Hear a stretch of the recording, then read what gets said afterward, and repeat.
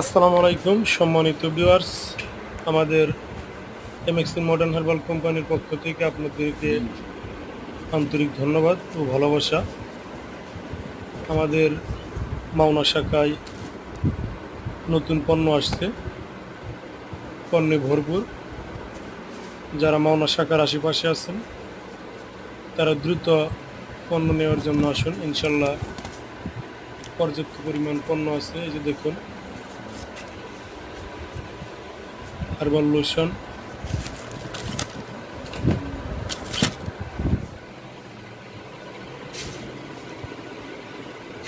hair oil তেল,